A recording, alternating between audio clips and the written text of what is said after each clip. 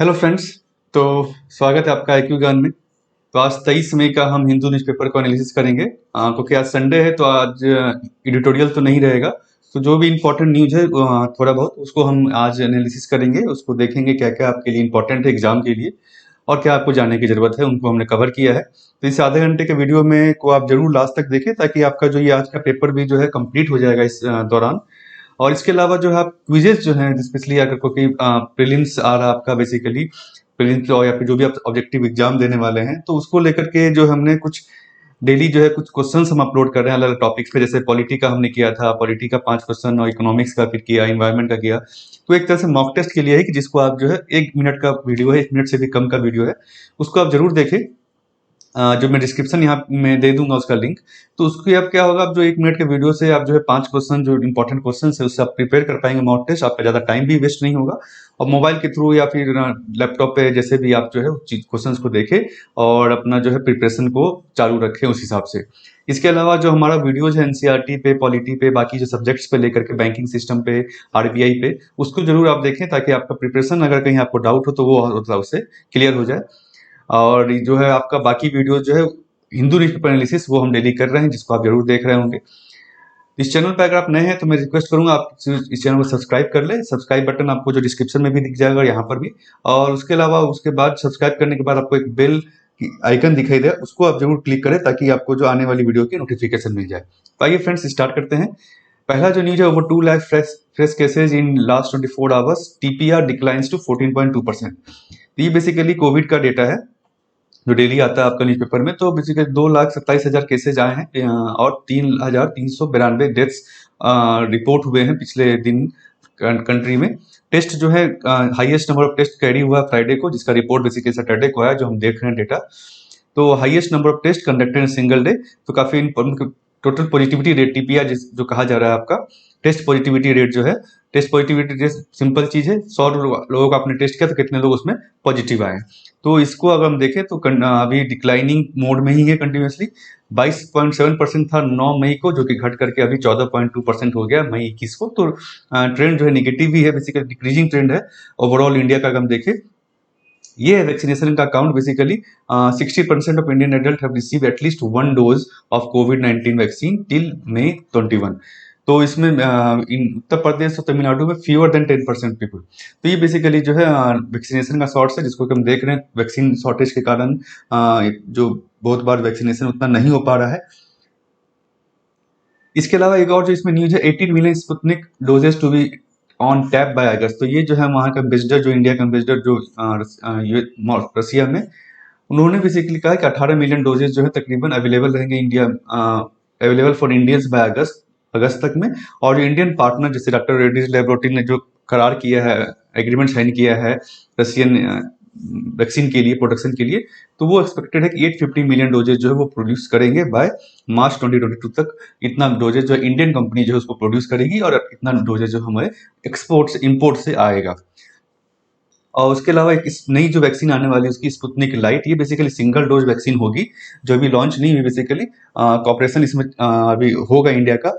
तो ये single dose vaccine होगी। अभी जो स्पुतनिक वी है आपका, ये बेसिकली 2 डोज की वैक्सीन है, जैसे कि बाकी हमारा कोविशील्ड है और कोवैक्सीन है। इसके बारे में डिटेल मैंने वीडियो भी है, स्पुतनिक और कोवैक्सीन और कोविशील्ड में क्या कंपैरिजन है बेसिकली हमने किया है। मोटा मोटी जो है कि कैसी क्या होती है, किसने मैन्युफैक्चर किया, तो एक ऑब्जेक्टिव पॉइंट ऑफ व्यू से आपका जो है वो काफी तैयार हो जाएगा। उस वीडियो को आप जरूर देखें। इससे जो है तीनों की चीज, तीनों का जो है कंपेरिजन निकाला जाएगा। ऑब्जेक्टिव में अगर किसी वैक्सीन से रिलेटेड सवाल आता है तो उसको आप आंसर कर पाएंगे। नेक्स्ट जो आर्टिकल है आपका, over 8 lakh migrant workers left Delhi on state run buses. ये बेसिकली जो है दिल्ली का एक डेटा आया है कि तकरीबन 8 लाख वर्कर्स, जो माइग्रेंट वर्कर ने दिल्ली छोड़ा बेसिकली इस 1 महीने के पीरियड में, अप्रैल 19 से मई 14 के पीरियड में, थ्रू रेल और बसेस। तो ये बेसिकली इसलिए मैंने रखा है फिगर कि आपको देखने की जरूरत है माइग्रेंट वर्कर्स पे क्या इफेक्ट लास्ट ईयर हमने देखा था। इस साल हम थोड़ा बेटर पेपर इसलिए कर सकते हैं क्योंकि इस साल ट्रेन चालू है, पिछले साल ट्रेन चालू नहीं थी। तो हमने जो देखा कि बहुत लोग जब माइग्रेंट वर्कर पैदल ही काफी लंबा सफर उन्होंने तय किया। इस बार जो ट्रांसपोर्ट अवेलेबिलिटी के कारण दे आर सम कि उनको रिलीफ हुआ कि वो और पेंडेमिक का क्या इफेक्ट पड़ता है माइग्रेंट वर्कर पे, इसको आप यहाँ पर कोट कर सकते हैं इस डेटा को कि भाई कितने माइग्रेंट वर्कर जो छोड़ के चले गए क्योंकि उनके जॉब लॉसेज, शटडाउन हो गया, आपका कंपनियां बंद हो गई उसके कारण से। तो इकोनॉमी पे ओवरऑल असर और माइग्रेंट वर्कर जो वनरेबल कम्युनिटी में भी आ सकते हैं उस पर क्या असर पड़ रहा है उसको आप यहाँ पर लिख सकते हैं इस डेटा को। नेक्स्ट जो आपका न्यूज है, यास में become a very severe cyclonic storm IMD. तो ये बेसिकली जो है यास एक साइक्लोन बन रहा है आपका जो है बे ऑफ बंगाल में। अभी हमने देखा था जो अरेबियन सी में साइक्लोन तौकते आया था, तो अभी जो है बे ऑफ बंगाल की तरफ में उड़ीसा और वेस्ट बंगाल की तरफ में जो आपका एक साइक्लोन बन रहा है जिसका नाम है आपका cyclone Yaas. Naming of cyclone क्या होता है, साइक्लोन का जो स्पीड का कैटेगराइजेशन क्या होता है, वेरी सीवियर, सुपर साइक्लोन, ये सब का हमारा डिटेल एक वीडियो है, एक ही वीडियो में हमने पूरी बताया ट्रॉपिकल साइक्लोन के बारे में कंप्लीटली, तो उसको जरूर आप देखें। काफी इंपॉर्टेंट है आपका ज्योग्राफी के पॉइंट ऑफ व्यू से, और जीएस पेपर 1 हो आपका या ऑब्जेक्टिव प्रीलिम्स हो, दोनों में ही आपका जो बहुत बार पूछा जाता है साइक्लोन से या ज्योग्राफी के क्वेश्चंस, उसमें आप जो काफी हेल्प करेगा वीडियो, तो इस वीडियो का जरूर आप देखें। तो ये जो basically very severe cyclonic storm में तब्दील हो सकता है, बन सकता है, ये कैसे होगा, ये इसका मतलब स्पीड है, ये स्पीड जो इसकी बढ़ेगी, तो ये स्पीड के बेसिस पे कैटेगराइजेशन होता है, वेरी सीवियर उसके ऊपर होता है सुपर साइक्लोन, जैसे अम्फन था आपका। तो इसका जो आईएमडी ने प्रिडिक्ट किया है कि वेरी सीवियर साइक्लोनिक स्टॉर्म ये बन सकता है और उड़ीसा बे ऑफ बंगाल कोस्ट पे पहुंच सकता है मई 26 को तकरीबन। लो प्रेशर एरिया जो है, क्योंकि जैसे जानते हैं साइक्लोन जो क्या बेसिकली लो प्रेशर एरिया होता है बीच में, और उसके किनारे किनारे जो है विंड जो है आपका रिवॉल्व करती है, ऐसे रोटेट करती है। तो ये और उसके बाद ये तेज रफ्तार से जो है अपने एक डायरेक्शन में मूव करता है। इसका डायरेक्शन बेसिकली अभी जो है नॉर्थ वेस्टवर्ड डायरेक्शन में ये मूव करने वाला है, ज्वाइनिंग नॉर्थ अंडमान सी में यहाँ पर, और बे ऑफ बंगाल में जो लो प्रेशर एरिया बना है इसके कारण ये साइक्लोन डेवलप हुआ है। साइक्लोन डेवलप करने के लिए कुछ कंडीशंस चाहिए, समुद्र के ऊपर में कुछ इन्वायरमेंट कंडीशन होना चाहिए, जोफिक कंडीशन होना चाहिए, क्लाइमेटिक कंडीशन होना चाहिए, तो उसको हमने बताया है 4-5 कंडीशन है। एक तो आपका सरफेस टेम्परेचर, सी सरफेस टेम्परेचर होना चाहिए आपका तकरीबन ग्रेटर देन और इक्वल टू तकरीबन 27 डिग्री सेल्सियस। उसके अलावा कोरियोलिस फोर्स होना चाहिए, फोर्स उसको रोटेट करने के लिए। फिर नीचे कन्वर्जेंस होना चाहिए, कन्वर्जन जोन होना चाहिए, ऊपर में डाइवर्जेंस जोन होना चाहिए। तो ये सब चीजें जो है डिटेल में समझाया आपको उस वीडियो में, तो उस वीडियो को जरूर आप देखें, आपका जो टॉपिकल साइक्लोन का टॉपिक जो है वो पूरी तरह से कवर हो जाएगा।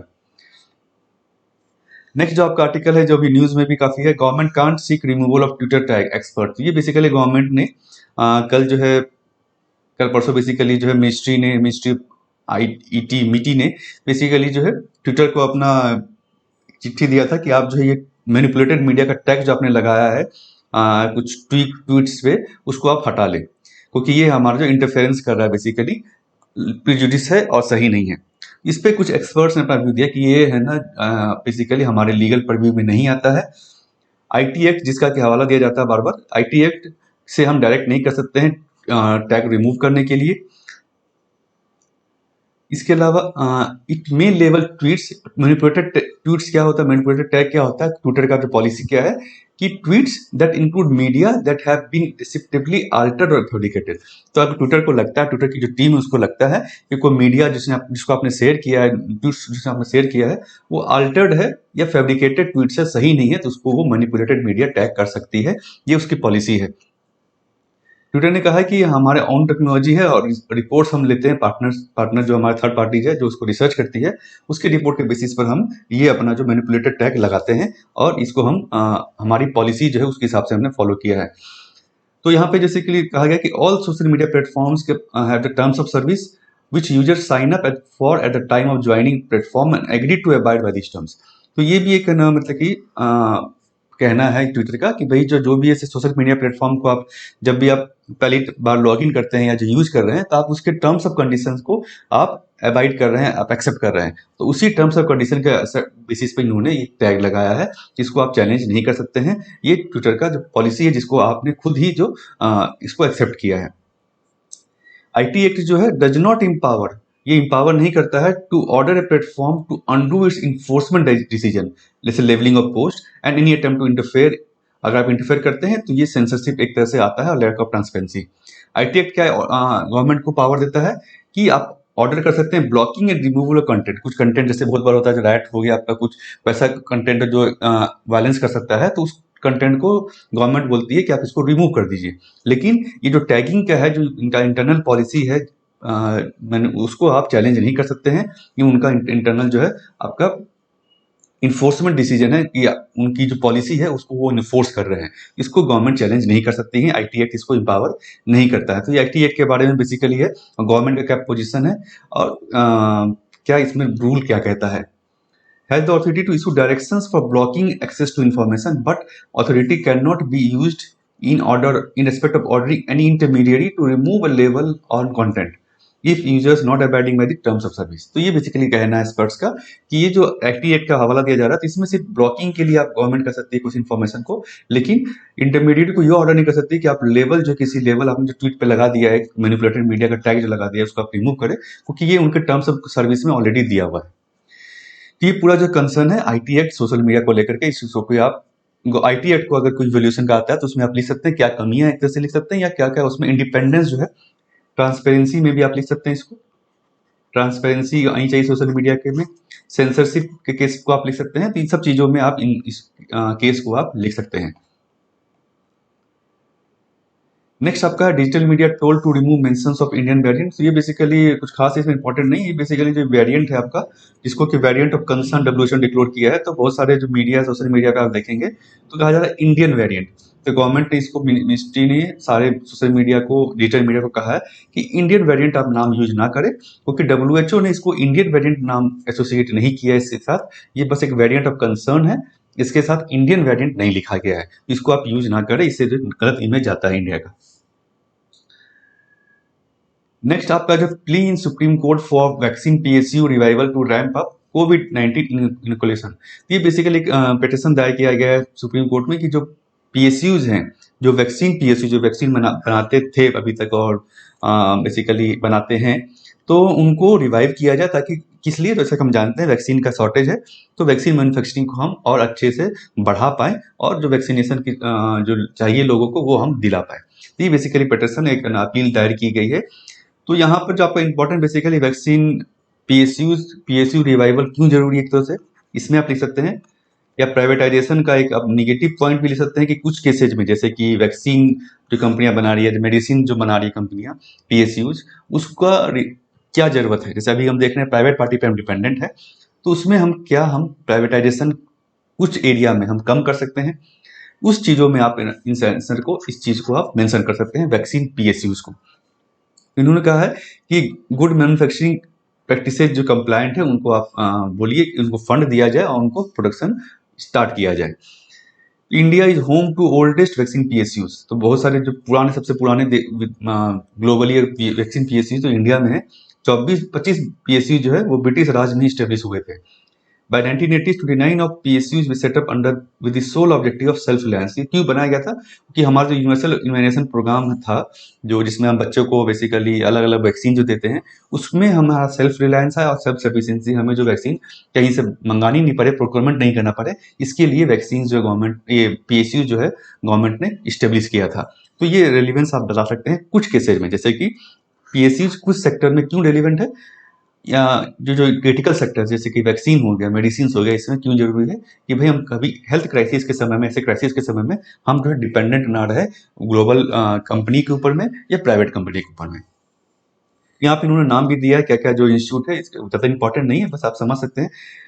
एक आपका हैफकिन, जिसको अभी भारत बायोटेक के साथ जिसने करार भी किया है। कुछ सेंट्रल लेवल पीएसयूज भी, जैसे भारत बायोलॉजिकल, इसने भी एग्रीमेंट किया है भारत बायोटेक के साथ। इंडियन इंस्टीट्यूट ऑफ इम्यूनोलॉजिकल है, सीआरआई कसौली है आपका, पीआईआई कोकनूर है, बीसीजी वैक्सीन लेबोरेटरी। तो ये सब बेसिकली नाम है। गुड मैन्युफैक्चरिंग फैसिलिटीज प्रैक्टिस क्या होता है, बेसिकली इसे नाम से आप समझ सकते हैं। ये aspects of quality assurances, quality का बेसिकली आप देख रहे हैं वहां पर कि मेडिसिनल प्रोडक्ट्स जो है वो जो प्रोड्यूस हो रहे हैं, या produce and control to the quality standard, जो क्वालिटी स्टैंडर्ड्स डिजाइन किया गया, मान ली कोई दवाई है, वैक्सीन है, जो भी कुछ, उसके जो भी क्वालिटी स्टैंडर्ड है, इंटरनेशनल क्वालिटी स्टैंडर्ड जो है, उसको आप वो फॉलो कर रहे हैं। डिफाइंस क्वालिटी मेजर, तो बेसिकली क्वालिटी का लेकर है ये कि measure for both production and quality control, and defines general measures that process necessary for production, testing and clear defined. तो प्रोडक्शन हो, टेस्टिंग हो, वहाँ के स्टाफ जो है, सभी को जो क्या प्रोसीजर फॉलो करना है, क्वालिटी एश्योरेंस होने के लिए, तो वो वहाँ पे जीएमपी बताता है। डब्ल्यूएचओ जीएमपी मतलब बताता है कि क्या क्या जीएमपी होना चाहिए किसी किसी मेडिसिन फैसिलिटी में। ये डब्ल्यूएचओ सर्टिफिकेशन के लिए बेसिक है। अगर कोई प्लांट, कोई मैन्युफैक्चरिंग फैसिलिटी इसको कंप्लाई नहीं करता है तो उसको डब्ल्यूएचओ सर्टिफिकेशन नहीं मिलेगा। इसका मतलब क्या है, वो प्रोक्योरमेंट जो यूएन एजेंसी उससे नहीं करेगी। तो ये होता है गुड मैन्युफैक्चरिंग प्रैक्टिसेस। नेक्स्ट आपका जो न्यूज है, एयर इंडिया डेटा ब्रीच में पोज लीगल रिस्क। ये बेसिकली डेटा ब्रीच जो कल हमने न्यूज में देखा था कि एयर इंडिया का जो बहुत सारे डेटा जो सर्वर को हैक करके बहुत सारा जो क्लाइंट डेटा में से कस्टमर डेटा जो है उसको ले लिया गया है, ब्रीच किया गया है। Registered over period of 10 years 45 lakh data subjects जो है यहाँ पर यूज किए गए हैं, लिए गए हैं। तो अभी तक ये साइबर सिक्योरिटी का चीज है, जिसमें आप जो मान लीजिए साइबर सिक्योरिटी रिलेटेड आता है तो साइबर जीएस पेपर 3 जो आपका है साइबर सिक्योरिटी को लेकर, तो कैसे हम अपना डेटा सर्वर को और हमें मजबूत करने की जरूरत है, फुल प्रूफ करने की जरूरत है, उसमें आप इसको लिख सकते हैं कि रेगुलर जो डेटा बेस हम देखते आ रहे हैं तो ये भी आपका एक उसमें कंसर्न, इसमें क्रेडिट का डेटा भी बेसिकली यूज हुआ है और भी बहुत कुछ जो है इसमें यूज किया गया है। तो इसको आप जो बेसिकली साइबर सिक्योरिटी के केस में आप इन केस हिस्ट्री को लिख सकते हैं। नेक्स्ट आपका है ULFA one releases abducted ONGC employ Nagaland. तो ये बेसिकली उल्फा ने रिलीज किया था, उन्होंने ओएनजीसी एम्प्लॉय को एब्डक्ट किया था, किडनैप किया था।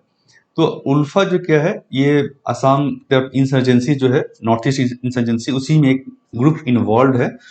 तो ये जो आपका नॉर्थ ईस्ट इंसर्जेंसी बहुत बार आता है सवाल जीएस पेपर जो 3 है सिक्योरिटी, इंटरनल सिक्योरिटी में, उसमें ये काफी इंपॉर्टेंट रोल है। तो इसको आप थोड़ा समझ सकते हैं, बेसिकली प्रीलिम्स के पॉइंट ऑफ व्यू से आप समझ सकते हैं इसको। एक मिलिटेंट आउटफिट है उल्फा, जो असम में ऑपरेट करता है। असम आप देख सकते हैं, इसका जो एम है कि इंडिपेंडेंट स्टेट हम बनाए असम का, सोशलिस्ट असम का, एक असम को हम इंडिपेंडेंट कंट्री बनाए। कैसे, ये 1979 में परेश बरुआ ने इसको फाउंड किया था, इस्टेब्लिश किया था। और अभी ये टेररिस्ट ऑर्गेनाइजेशन है under unlawful activities prevention act, UAPA. इस एक्ट के अंदर में इसको गवर्नमेंट ने 1990s में इसको एक टेररिस्ट ऑर्गेनाइजेशन डिक्लेयर कर दिया।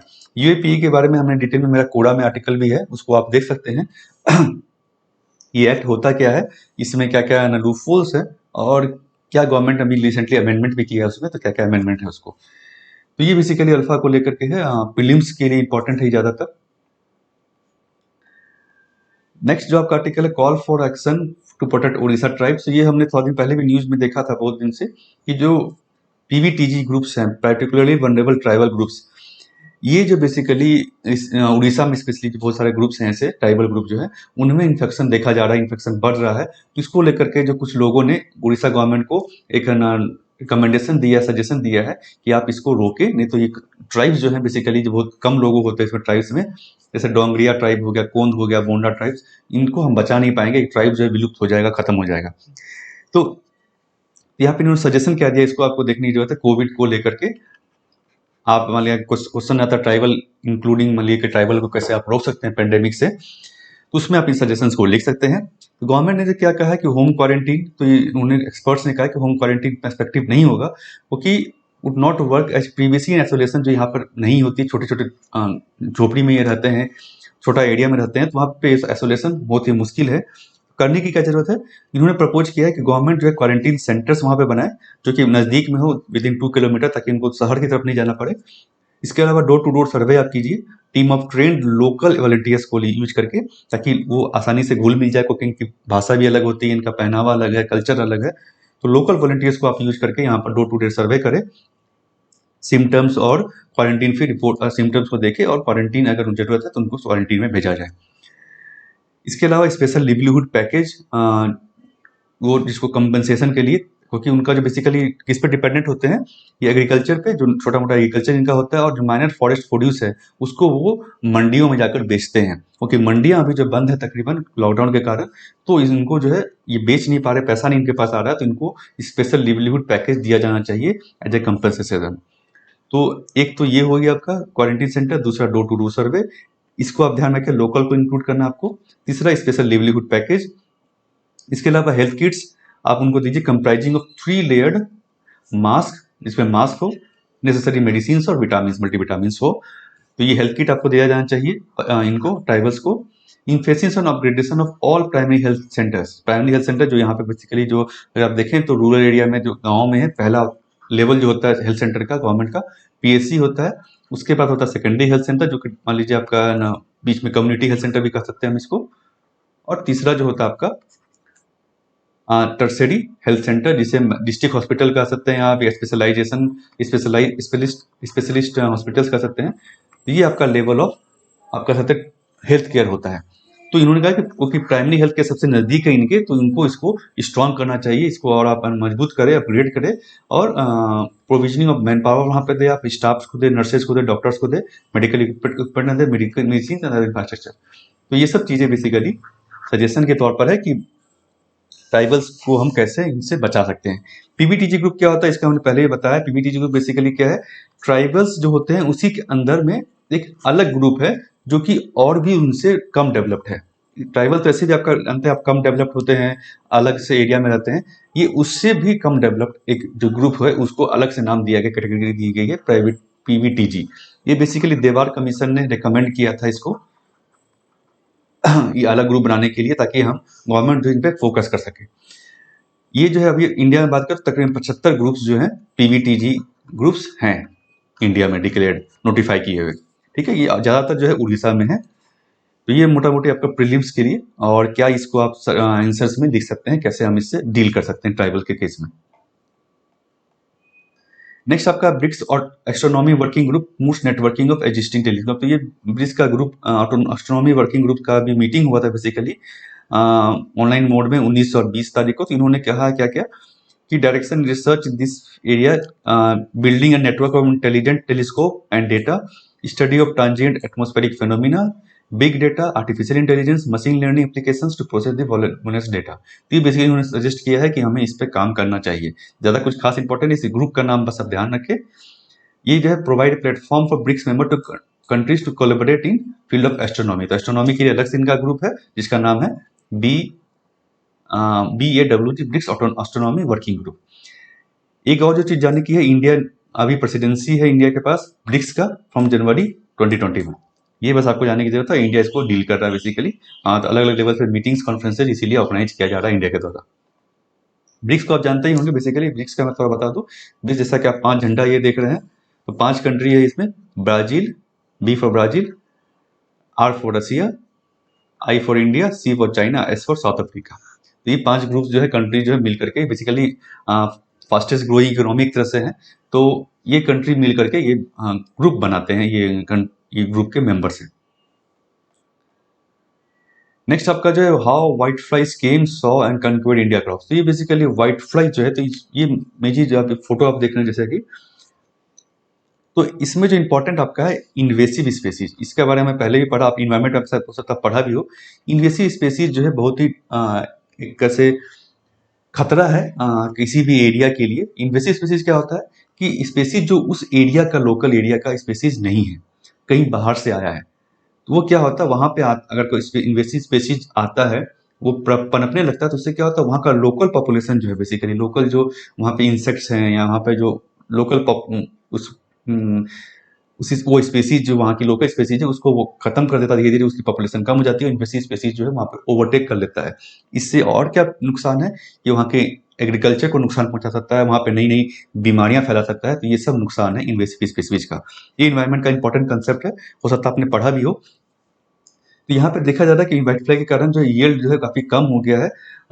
ये पहली बार रिपोर्ट हुआ था केरला में, और ये स्पेसीज कहाँ की है जैसा कि हम देख रहे हैं, ये कैरिबियन आइलैंड और सेंट्रल अमेरिका का है। तो ये आप समझ सकते हैं ये वहाँ का नेटिव है, मतलब वहाँ पर ये पाया जाता है इन जनरल, वहाँ का उसकी पैदाइश एक तरह से हम कह सकते हैं। और यहाँ पे ये गलती से आ गया है जिसके कारण जो है यहाँ पर काफी हैवक, मतलब कि एक तरह से बहुत ही वहाँ पर परेशानी की सिचुएशन में यहाँ पर एग्रीकल्चर को भी हैम्पर कर रहा है, और वहाँ पे जो व्हाइट फ्लाई की जो नेटिव स्पेसीज है यहाँ पर इंडिया की, उसको भी वो खत्म कर रहा है धीरे धीरे अपने, और पॉपुलेशन बहुत ज़्यादा ग्रो हो रहा है। तो ये बेसिकली इन्वेसिव स्पेसीज का निगेटिव साइड इफेक्ट है। तो ये कैसे आ सकता है, तो यहाँ पे इन्होंने बताया कि हो सकता है कि कोई बेबी इंसेक्ट में भी came along with imported plant, किसी ने प्लांट इंपोर्टेड किया, इंपोर्टेड प्लांट हमने मंगाया हो, उसके साथ हो सकता है बेबी इंसेक्ट आ गया हो। दूसरा जो क्या कारण हो सकता है, कोई टूरिस्ट जो है कुछ प्लांट लेके आए हो अपने साथ में, और उसमें ये साथ में इंसेक्ट आ गया हो। तो ये बेसिकली कॉज आप लिख सकते हैं इन्वेसिव स्पेसीज आने का। इसका कंसिक्वेंसेज जैसा मैंने बताया आपको, एक यहाँ पे लिखा हुआ, बाकी ऐसे कंसिक्वेंसेज है कि वहाँ के नेटिव प्लांट्स है, एनिमल्स है, उसको वो खा जाता है, खत्म कर देता है। और हम कैसे इसको दूर कर सकते हैं? Continuous monitoring of occurrence of invasive species, there host plant and geographic expansion is needed.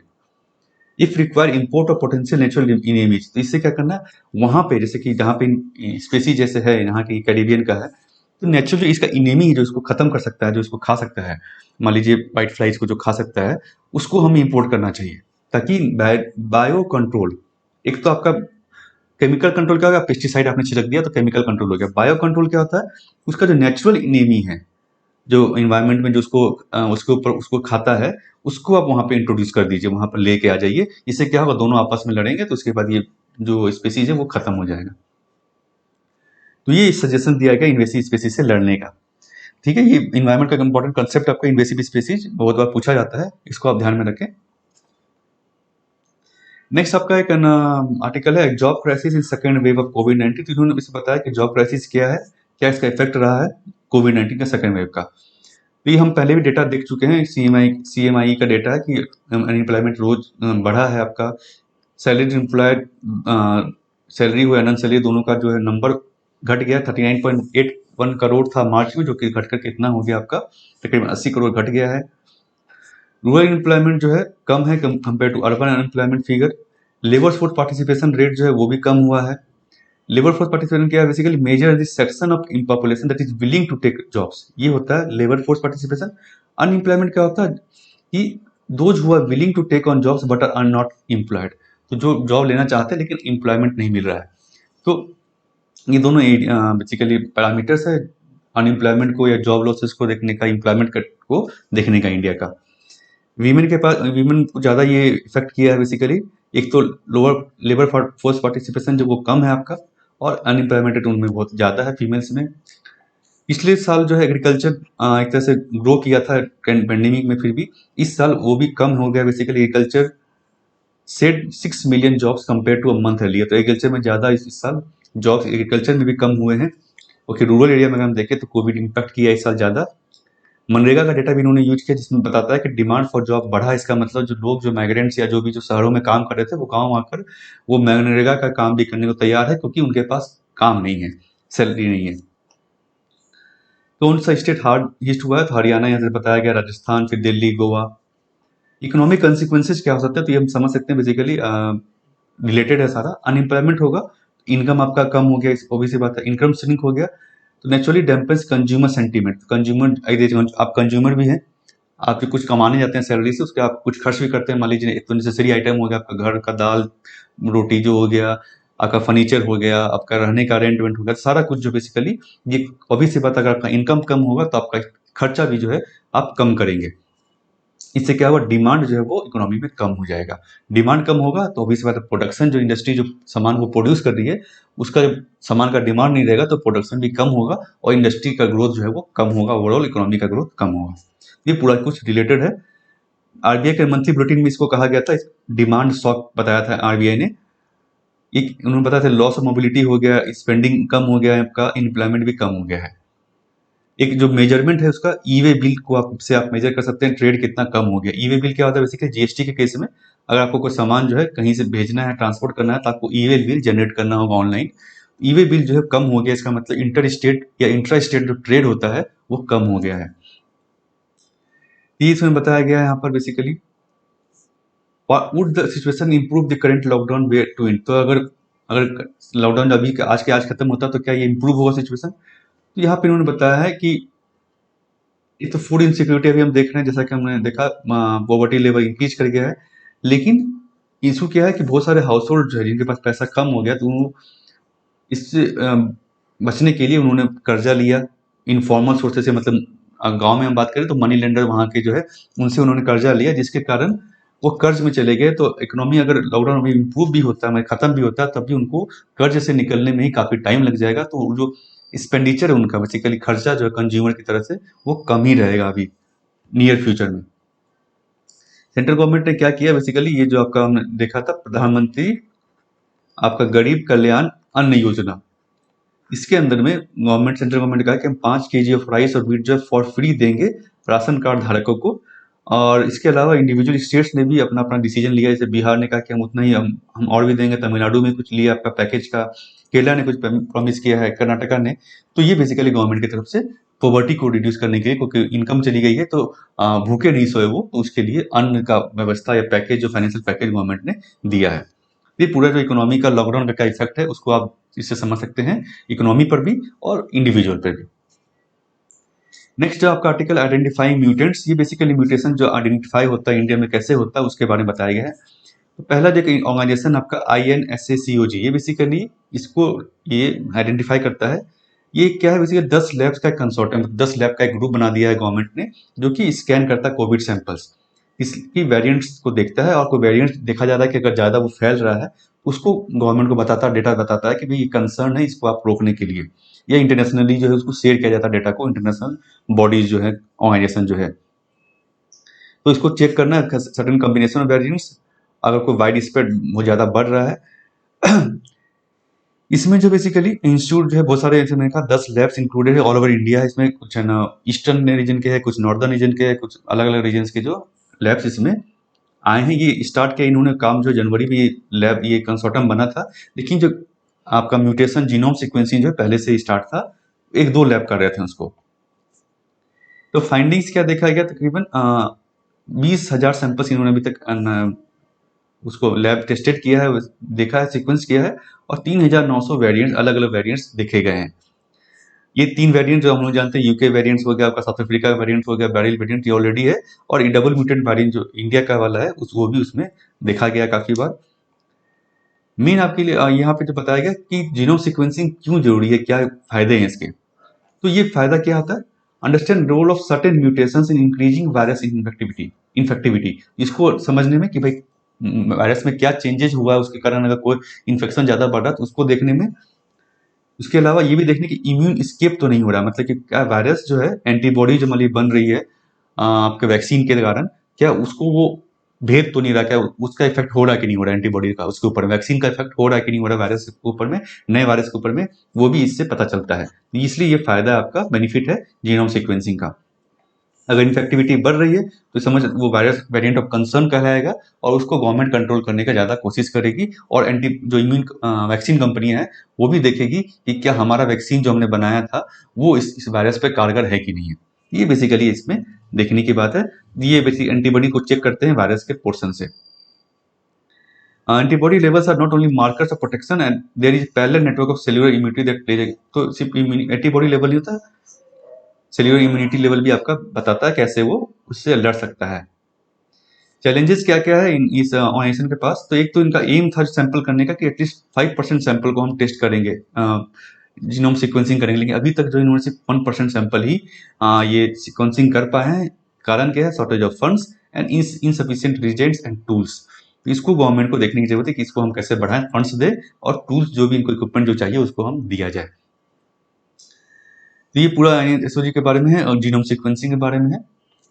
Next आपका आर्टिकल जो vaccinating children, pregnant, lactating women, तो ये बेसिकली गवर्नमेंट ने अभी जो गाइडलाइन जारी की उसमें कहा कि लैक्टेटिंग वुमेन जो है वो भी वैक्सीनेशन करा सकती है। उसी के ऊपर बेसिकली यहाँ पे रिसर्च किया गया, बताया गया है क्वेश्चन आंसर के फॉर्म में।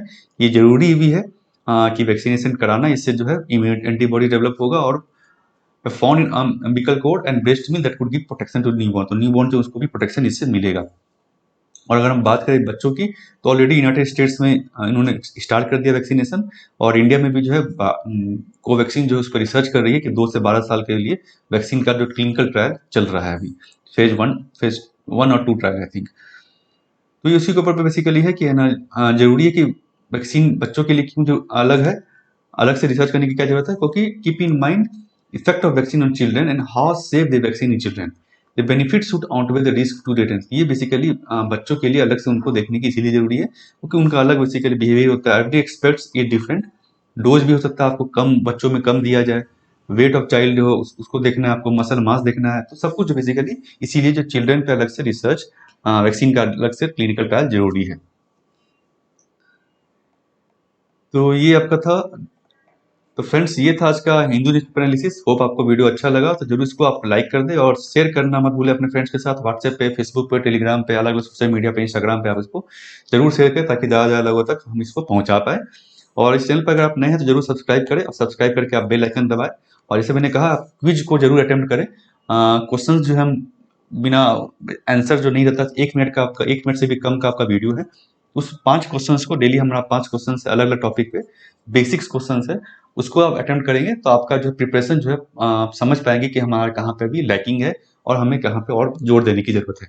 उसका आंसर जो आप कमेंट सेक्शन में लिख सकते हैं, और नेक्स्ट वीडियो में हम उसको अपलोड करेंगे आंसर को भी, तो उससे आप चेक कर सकते हैं आपका आंसर जो है कितना सही रहा और कितना गलत।